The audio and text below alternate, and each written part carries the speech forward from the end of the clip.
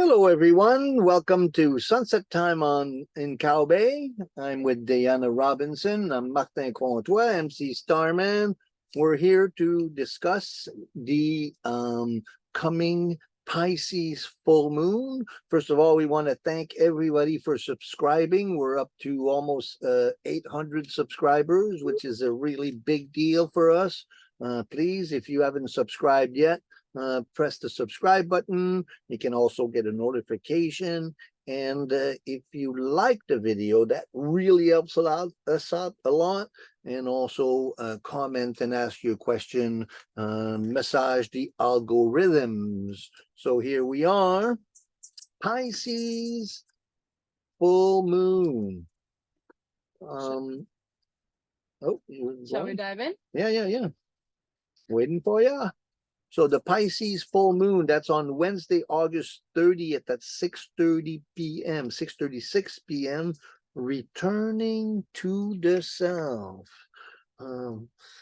So Pisces full moon, and returning to the self. So what is the Pisces archetype? And we're looking at a sun in Virgo and a moon in Pisces. So sun in Virgo in conjunction with Mercury, and then moon in Pisces in conjunction with Saturn. So what does that feel like to you? Well, maybe to start, Virgo season, it's not too far into Virgo season, so it's funny how we're doing this flip over the next year or so here, where it's the full moon and then the new moon of the sign. So I feel like it's illuminating the sign and then bringing a beginning of a new birth to it at the same time. When I think of Pisces, Pisces is a water sign. It's a mutable sign. It's about change. It's ruled by Jupiter. And Pisces is also the last sign of the zodiac if you start with Aries, which is traditionally how the calendar wheel goes. So it's this dissolving or conglomeration of everything that it's experienced, or any being or entity or planet has experienced, and then the accumulation of that. That's kind of how I think of it. That's beautiful. So the axis of Virgo Pisces, so the 6th sign and the 12th sign, we have Virgo as earth ruled by Mercury, Pisces water ruled by Jupiter. And so Virgo, both of those signs seek to transcend the material world.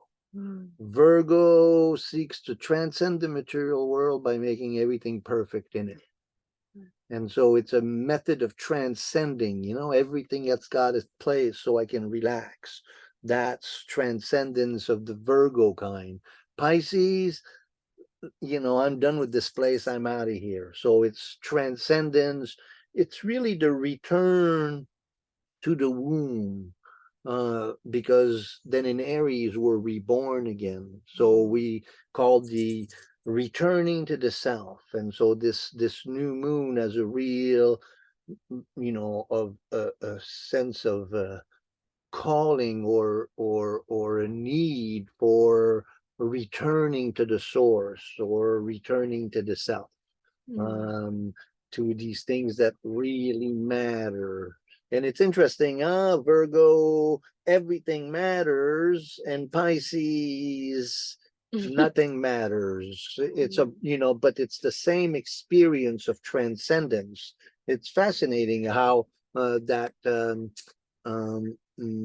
polarity influences us all. Okay, so here we are, moon. So one of the main features of this moon is the conjunction of Saturn and the moon. So Saturn is moving retrograde for some time now. It will go retrograde all the way to 0 degrees of Pisces and turn direct again. We have some time before that. But this moon, at the full moon, we have this axis with that triggers Saturn. So then what we're going to see is we're going to see a conjunction of moon and Saturn right before the new moon, and the full moon, and right also leading to the full moon, Saturn will make an exact opposition to the sun. So this so how do so how do we experience that? Is Saturn, well, Saturn in Pisces, we did a video on that, calling it the need to create a sacred container, a safe container for ourselves. We'll put the video at the end of this video. This understanding of the Saturn in Pisces. You have Saturn in Pisces. How do you feel about Saturn in Pisces? Uh, um, I don't know how to fully answer that right now. I feel a lot around Saturn and Pisces. I don't know how to put it in words at the moment. Well, in your own process, you're going through a Saturn return, Yeah. which is really demanding a tremendous amount from you in terms of you learning to to master the mystic in you.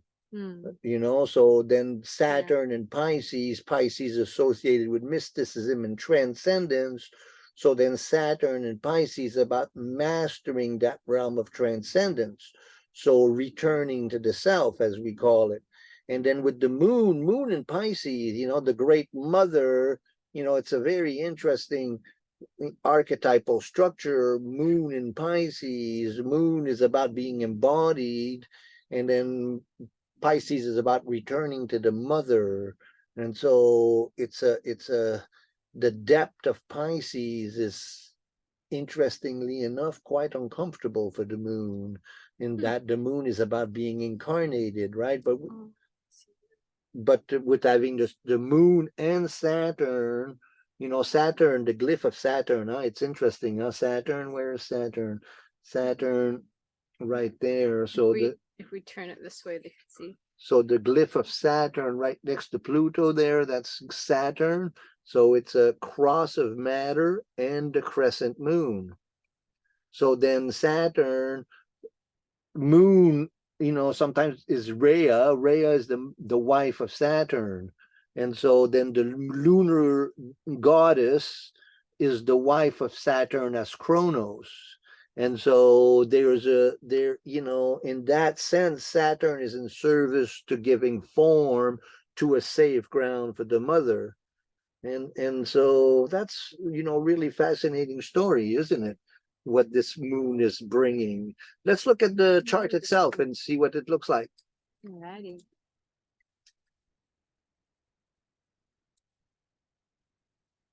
So we see that grand kite again, and then we see that moon Saturn conjunction. And Mercury hasn't reached the sun quite yet. And then Mercury and Mars are triggered in grand cross, in a grand trine, Earth grand trine, and then with that Neptune in Pisces as well, forming that grand kite. So that's kind of loaded, isn't it? But that moon Saturn, it's really about giving ourselves a chance to be reborn in these times of chaos, isn't it? Yeah, I think also like when you come home to yourself, you can navigate the world around you a lot better typically versus being lost in everything outside of yourself. Everything can get very overwhelming quite quickly. So the search for the safe container continues. And then the Mercury retrograde, the Mars grand kite to the triad of transformation. So we've been experiencing that. We've been talking lots about that. The tension builds and all of that. The next new moon will be exactly engaged in the triangle, the triad of transformation, forming another grand kite. And so these are powerful times of manifestation. So there's a real sense that we're having to let go of old structures to give new structures to the self, or returning to ourself, or recreating ourself, or a connection with self. That seems to be really important theme right now. Does that make sense? Yeah, that's what I see here too, big time. It's also interesting that as you were saying before in other videos, this what did you call it? The leverage point, or like the release point, is Mars in Libra. So there's an action piece that could lighten the tension too here. And that's that recreating yourself. That's if we look at the grand kite as the bow and arrow, so you see the bow, and then you see the strings of the bow being real tense, so that's the two sides of the grand trine, and then the arrow is the two, and so there's two arrows in this grand kite. There's the Mercury arrow and the Mars arrow, and so Mercury and Mars are the release point, so through the, and Mercury is the ruler of the chart, so then it's a very important act of returning to the self, in that we're redefining who we really are in the light of that collective crisis that's represented and symbolized by that Uranus, Neptune, Pluto triad of transformation. And then another really important point is that Jupiter-Uranus conjunction also, finding your place in the world. So, it's, in the chaos, a lot of instability, lots of fires, lots of flooding. The whole world seems to be in crisis. And so then through this full moon, we're being invited to redefine ourselves and what truly matters to us. Love it. I also find either side of the bow, like the top or bottom, however way you're flipping it, Yep. we have this piece of like Pluto being more related to fate, and then Jupiter and Uranus being this piece of like going your own way and emancipation. So this like delicate balance that we walk in Earth in these realms. And the tip of the arrow, Neptune, is about redemption, saving our souls from this collective craziness. And so there's it's a very mystical configuration.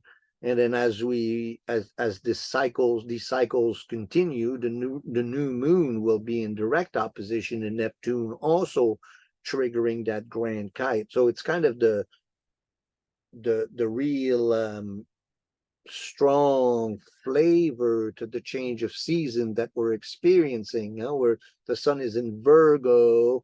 By the time the sun moves into Libra, we're well into fall. And so these are the last two.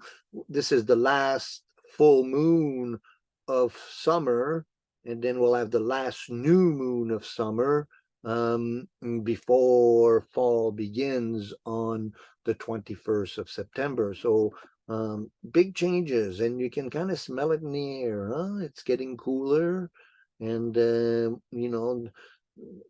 I don't know about you, but in our garden, the cucumbers have stopped. There's a lot of things that have stopped producing it, and then now it's time to take in those things that are preservable. We did some beautiful pickles yesterday, so it's Virgo time to take the harvest in.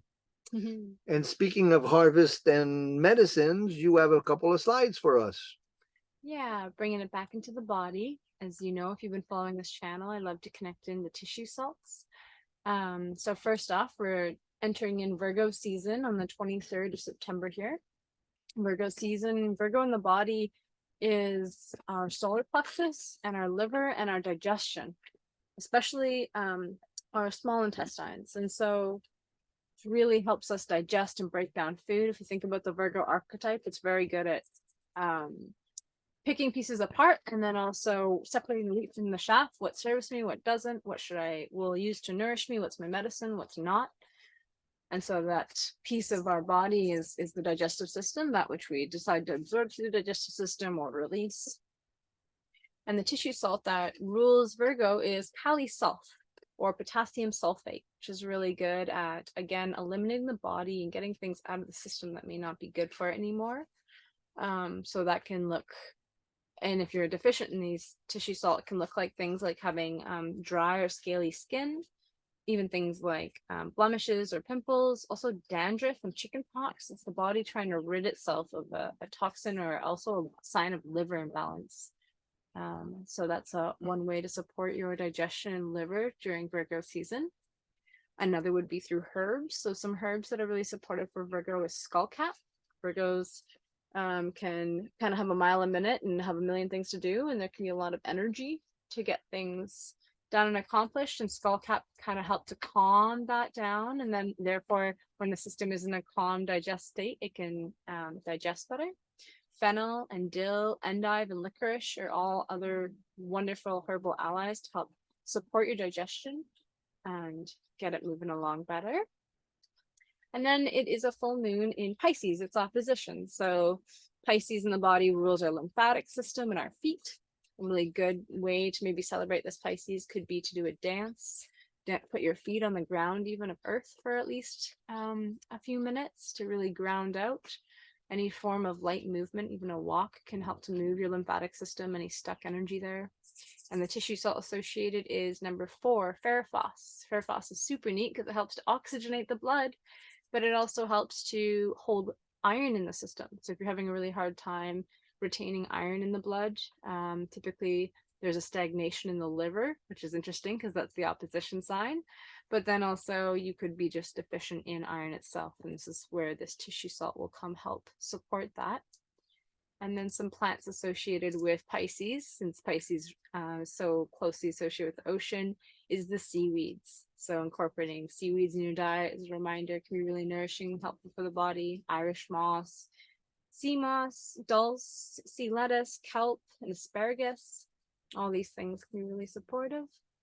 How do you find Pisces, Virgo axis in your body, Martin? Well, that's interesting, huh? You got digestion and you got blood. Mm-hmm. And to, you know, in ancient medicine, blood was the seat of the soul, and then the fire of digestion, it's how we make good blood, right? Mm-hmm. And so then the two really important aspects of blood making and being in balance, that makes a lot of sense. Feel like a really needed time to nurture ourselves really deeply, our digestion and our blood. And that makes a lot of sense to me. Well, ooh, is it tarot pulling time? Yep, it is, it is, it is. All right.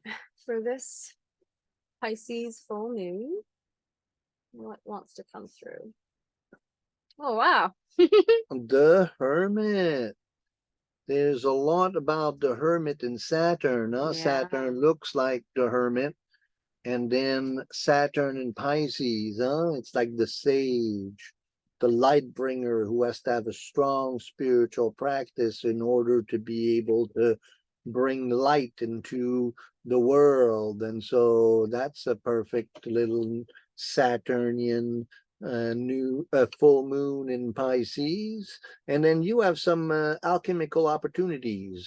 Yeah. I got one more treat for you. I will say this Saturn, this Pisces full moon is at 7 degrees Saturn. So I encourage you to look at your 7 chart. degrees Pisces. Sorry, 7 degrees Pisces and 7 degrees Virgo, therefore, because it's in opposition. So look at your chart. But then if you're looking at your chart, you may want to look at these guys here. I have Mercury at 7 degrees Pisces. Ooh. Mm-hmm. So then August 23rd, Mercury stations retrograde. August 29, Uranus stations retrograde. We just did a video on Mercury retrograde. Go and check that out. Lots of information on that cycle. Then that Jupiter-Uranus conjunction, both of those are stationing. So they stop into the sky around this Pisces full moon. And on both sides, on the 29th, Uranus stations retrograde. On September 4th, Jupiter stations retrograde. On the 6th, we have that Sun-Mercury conjunction, which is a very important time. So the 30th and the 6th, pay attention to those. Pay attention to the Mercury cycle. Go check out that video. And then the 14th, the Virgo new moon. That's going to be the sun and the moon in exact opposition to Neptune, triggering another grand kite with the triad of transformation. Whatever the triad of transformation is doing in your chart and however you're experiencing it, this is going to be a real good time to understand, how this rebirth or returning to the self is going to take place. And then the day right after that, Mercury stations direct. Busy times of change we're looking at here. Keep track of all those dates. It's been a lot of fun to check in with you. Be well on this journey. Resource yourself.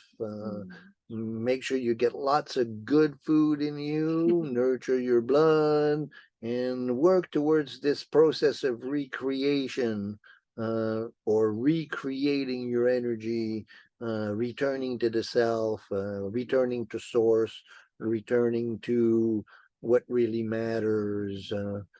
These changes that we're all making is the making of this evolution, revolution that we're all part of. And so respect yourself, do the work, and we'll see you next time. Day, thank you for joining me. Thanks for having me. Whoop, whoop, whoop, whoop. Always fun learning and loving and understanding and watching the stars. We're all part of the big picture. Let's do this. We'll see you guys next time. Bye for now.